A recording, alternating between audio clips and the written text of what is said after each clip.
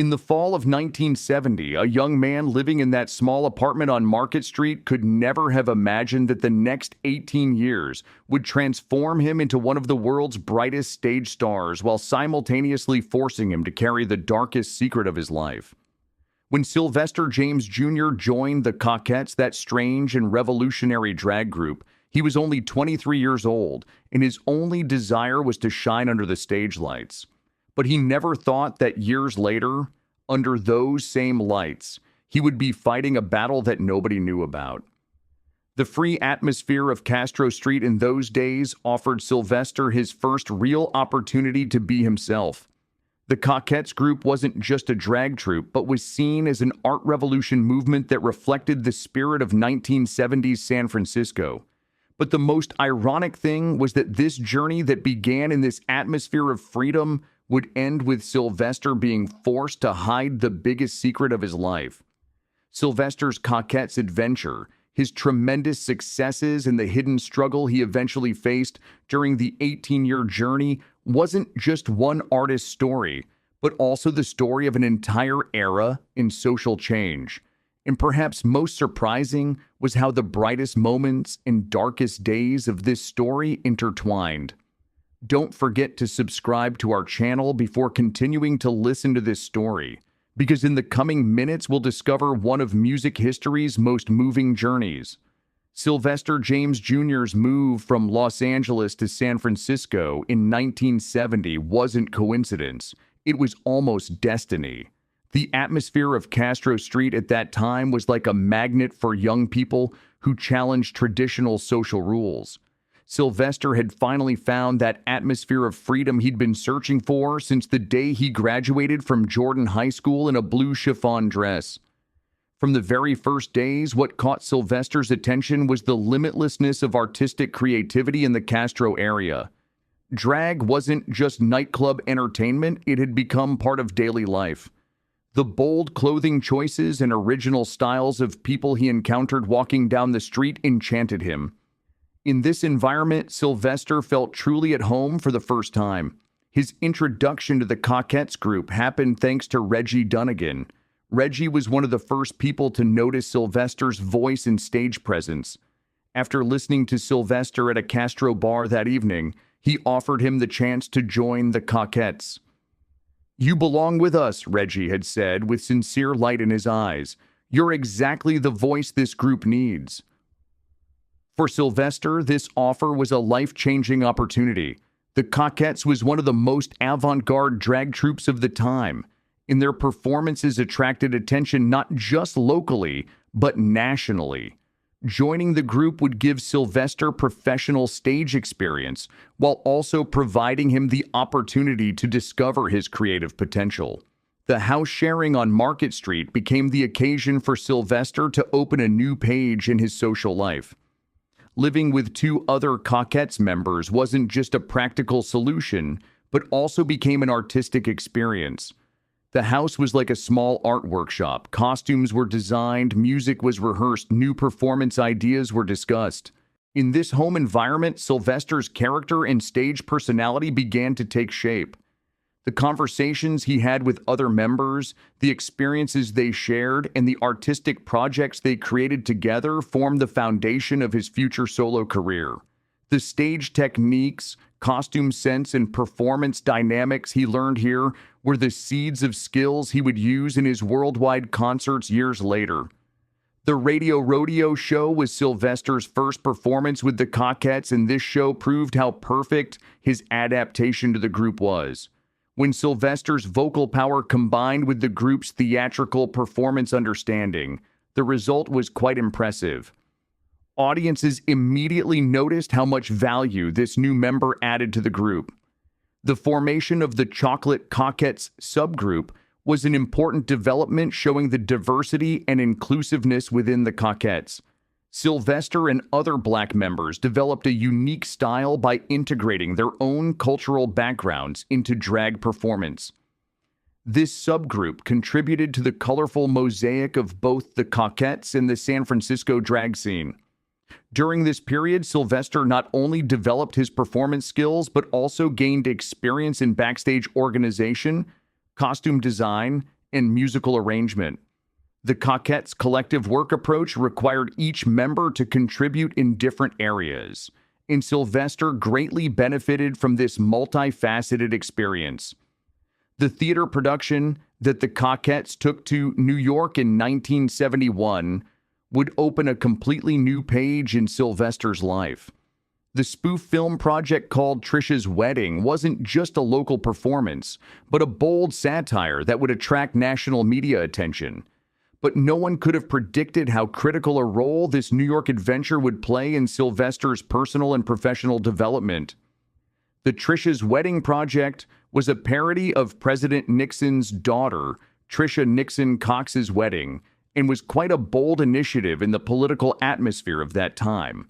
Sylvester was assigned to play the roles of Coretta Scott King and Uma King.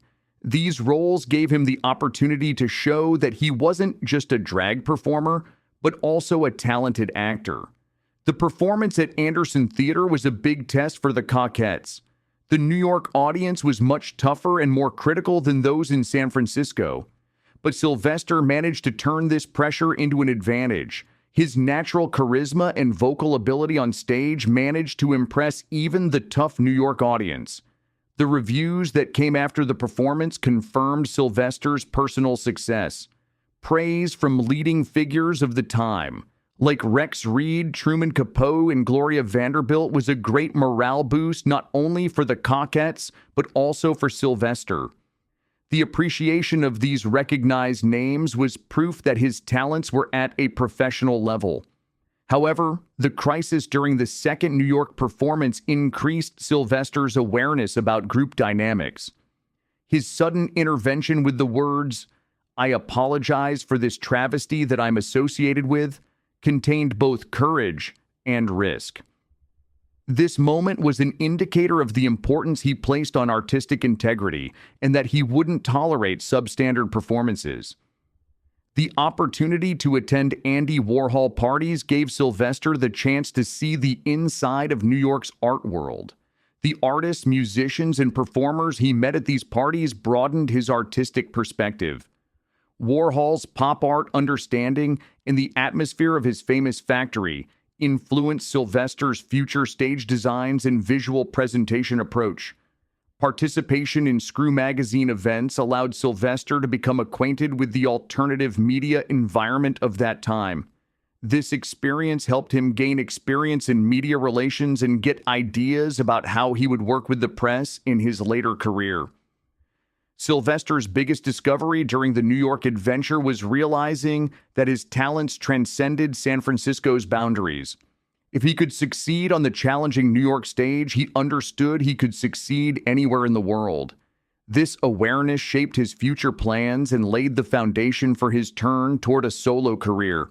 Jan Wenner's offer of a demo recording opportunity as editor of Rolling Stone meant a chance for Sylvester to take serious steps into the music industry. This opportunity showed that he was recognized and valued independently of the Cockettes. A&M Records providing financial support was a sign that the necessary infrastructure was forming for Sylvester's professional music career. This development was not only financial support, but also proof that the music industry saw his potential. These successes in New York were opening brand new doors for Sylvester, but no one could have predicted that the years following this bright beginning would take him around the world and eventually leave him facing the most unexpected struggle.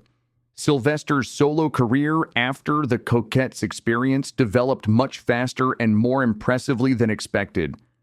The London tours he carried out in 1978 were among the most important steps on his path to becoming an international artist. These concerts, organized in August and December, proved that Sylvester's music transcended cultural boundaries. The performances at Heaven Super Club were particularly noteworthy because performing at London's most select nightclub meant great prestige for that time. British audiences responded very warmly to Sylvester's high NRG music and theatrical stage performance. Do Ya Wanna Funk, rising to number 32 on the UK charts, was the numerical indicator of this success. During European tours, Sylvester discovered music's universal language. The concerts he gave in Germany, France, and other European countries showed the power of musical energy that transcends language barriers. At every concert, thousands of people sang, "You Make Me Feel Mighty Real" together, dancing in harmony with Sylvester's falsetto. The trip to Japan was a completely different experience for Sylvester. Japanese audiences' approach to music and their disciplined but enthusiastic attitude at concerts impressed him greatly. This Far East adventure broadened his understanding of world music and gave him courage about incorporating musical elements from different cultures. Do Ya Wanna Funk, rising to number 24 in Australia, was proof that Sylvester had truly become a global phenomenon. This success in the Southern Hemisphere showed that his music knew no geographical boundaries. The success of Over and Over in Mexico revealed that Sylvester was also accepted in the Latin music market. This situation showed that his music was embraced not only in English-speaking countries, but also in different language groups. The Brazil performances created one of the most colorful memories of Sylvester's career. Brazilian audiences' passion for music and natural talents in dance deeply impressed Sylvester. This experience inspired him to use Latin rhythms in his subsequent works. The opportunity to share the same stage with David Bowie's concert at Winterland Ballroom was a prestigious experience for Sylvester. This event showed that he was also respected in the rock music world and recognized by artists of different music genres. These brilliant international successes had made Sylvester a beloved star around the world, but a piece of news he received in 1987 would be the beginning of a struggle that would overshadow all these achievements. The news he received from Dr. Daniel Goldstein at Davies Medical Center on October 6, 1987, would change Sylvester's life forever. The AIDS diagnosis wasn't just a medical diagnosis, but in the social atmosphere of that time, it meant almost a death sentence. But Sylvester's decision was very clear. No one would know this truth. When he returned home that night, the single sentence he wrote in his diary summarized his character. "Show must go on. The show must continue." This wasn't just a professional decision, but also a declaration of what weapon he chose in his fight against death. The stage would not be his escape area, but his resistance area. The 3-night concert series at the I-Beam Club following the diagnosis was the first test of how Sylvester would deal with this new reality. He only told his manager, Tim McKenna, "I feel a little tired, but I won't let it affect our performance." McKenna would only learn the tragic truth behind these words months later. The period from the last months of 1987 through the first half of 1988 was Sylvester's most challenging period. The first symptoms of the disease had begun to show: constant fatigue, night sweats, and weight loss. But he managed to cleverly hide these changes. He started wearing looser costumes, applying heavier makeup, and increased songs requiring less movement in his stage repertoire. Martha Wash was the first person from his close circle to notice changes in his behavior. In their friendship dating back to the 2 Tons of Fun era, Sylvester had always been energetic and full of life.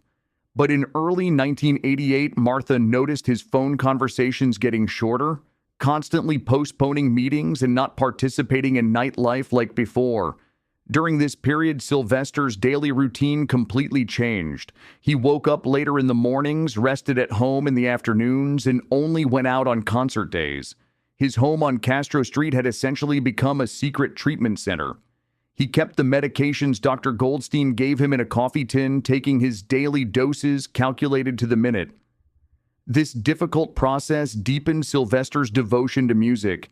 The hours he spent at his old piano at home increased, and here he returned to his gospel roots, singing childhood songs like "Never Grow Old Again." These melodies both gave him peace and became a source of spiritual strength in his fight against illness. His Pentecostal Christian background had become an unexpected comfort during this period. He also benefited from the secret support group called Under One Roof in the Castro area. This group was established to meet the daily needs of AIDS patients and help with medication supply. According to group coordinator Michael Bennett, Sylvester was known here only by the number Patient 47, and only Bennett knew his real identity. In these secret meetings he attended once a week, he shared his experiences with other patients in similar situations. "These meetings were very important to me," he had written in his diary. "There I was, just a sick person, not a celebrity." This connection with the group reduced the feeling of isolation that the illness brought and showed Sylvester that other people were fighting the same battle. Dr. Goldstein was also the doctor for many AIDS patients in the Castro area during this period, not just Sylvester, in meticulously protected patient privacy. In spring 1988, a careful observer at Sylvester's concerts might have noticed some changes. Previously hour-long stage performances were now kept shorter. Energetic dance moves gave way to more static performances. Most importantly, the time he spent backstage during breaks had increased. Special arrangements had been made in his stage costumes during this period. Costume designer Angela Davis had prepared costumes with special hidden pockets for Sylvester. Small oxygen tanks were placed in these pockets, and Sylvester could breathe from these tanks during stage breaks. The costumes were already so flashy that no one noticed this hidden arrangement. Sound technician Paul Rodriguez was also making special adjustments during this period. Sylvester's voice was gradually weakening, but no one should notice this. So we specially adjusted the microphone system. We made frequency adjustments that would make his voice sound stronger, Rodriguez would recount years later. Lighting technician Joe Martinez had also made special arrangements in the stage lighting. To hide the weight loss and pallor in Sylvester's face, stage lights were adjusted to warmer tones, and the hollows in his face were masked with shadow play. We always had to show Sylvester at his best. This wasn't just an aesthetic choice, but a necessary precaution to hide his illness, Martinez had said. The loss of his lover Rick Cranmer to AIDS in late 1987 made Sylvester's mental state even more difficult. Rick's death wasn't just a personal loss, but also seemed like a preview of his own future fate. At Rick's funeral, as he tried to hold back his tears, he felt like he was watching his own future funeral. During this period, Sylvester found memories that brought back their time together among Rick's personal belongings. These items reminded him of the happy moments they spent together and also brought to light the days when Rick struggled with illness. This discovery created a deep emotional impact on Sylvester because he was now experiencing the experiences Rick had lived through. Rick's loss changed Sylvester's stage performances noticeably. Now he sang every song as if he was dedicating it to Rick. During "You Make Me Feel Mighty Real" performances, he would close his eyes and try to feel Rick beside him, singing as if addressing his spirit. This emotional intensity was interpreted by audiences as artistic maturation, but in reality it was a farewell ritual.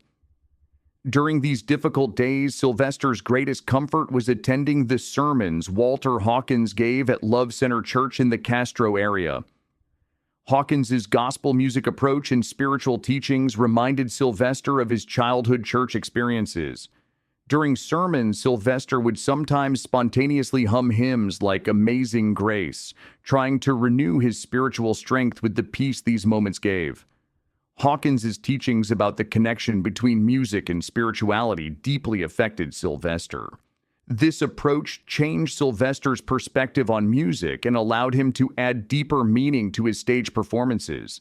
Now, every concert was becoming a kind of spiritual experience. The Summer Pride Week concerts were both triumph and torture for Sylvester. Taking the stage was now physically very difficult, but he didn't want to disappoint his fans. During this period, special arrangements had been made in his stage costumes.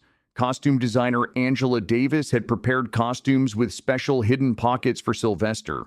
Small oxygen tanks were placed in these pockets, and Sylvester could breathe from these tanks during stage breaks. The costumes were already so flashy that no one noticed this hidden arrangement. Sound technician Paul Rodriguez was also making special adjustments during this period. Sylvester's voice was gradually weakening, but no one should notice this. So we specially adjusted the microphone system. We made frequency adjustments that would make his voice sound stronger, Rodriguez would recount years later. That summer, Jeannie Tracy was among the few people who noticed the change in his condition. She had been singing and performing with Sylvester for years, so she could notice even the smallest changes in his voice and energy. I knew something was wrong, but instead of questioning Sylvester, we waited for him to open up. Unfortunately, he never did. Lighting technician Joe Martinez had also made special arrangements in the stage lighting.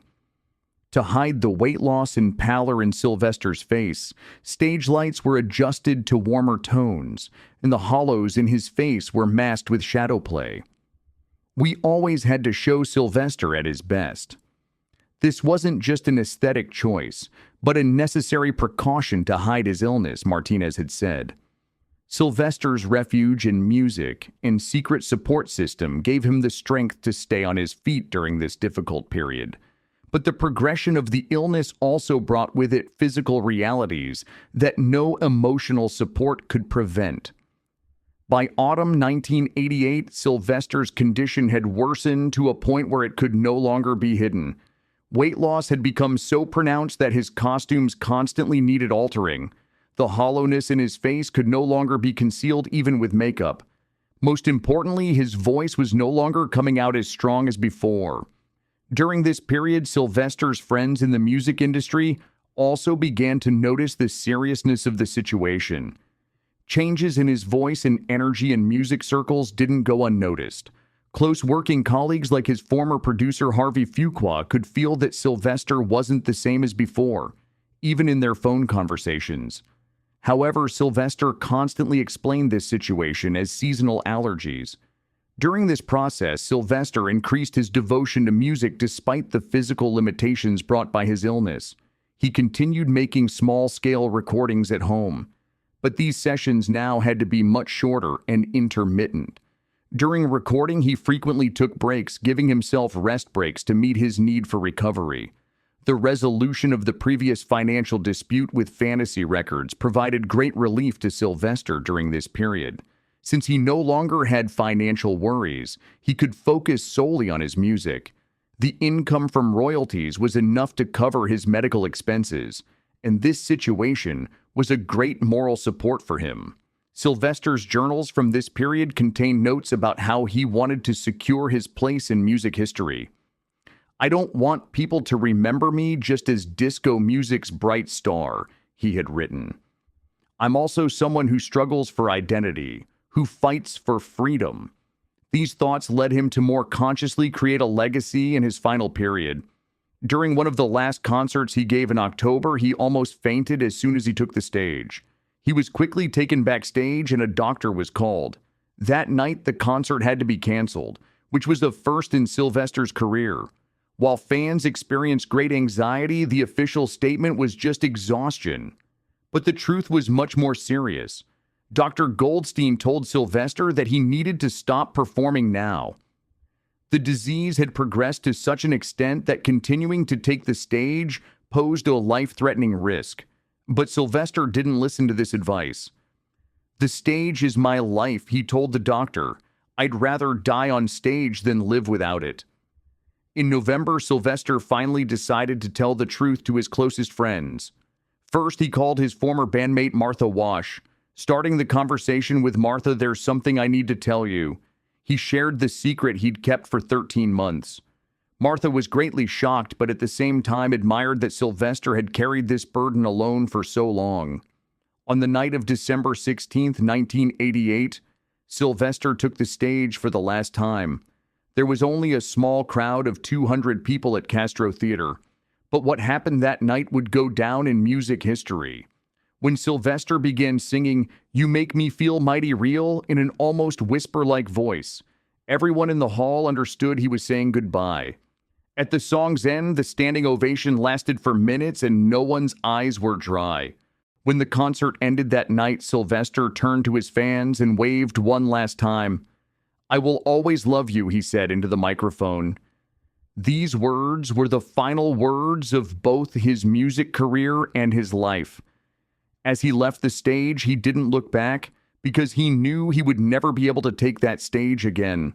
Sylvester James Jr. was hospitalized immediately after his last concert and passed away 3 days later, on December 19th, 1988. The revelation of his AIDS diagnosis after his death created a huge shock in the music world because no one knew he had kept this secret for 18 months. The journey from that young free spirit in the Cockettes to world star wasn't just a musical success story. This was proof that courage, artistic passion, and human dignity were stronger than death. The adventure that began in that small apartment on Market Street ended with that final applause at Castro Theater, but Sylvester's legacy would live forever. When his music plays today, we don't just remember the nostalgia of the disco era.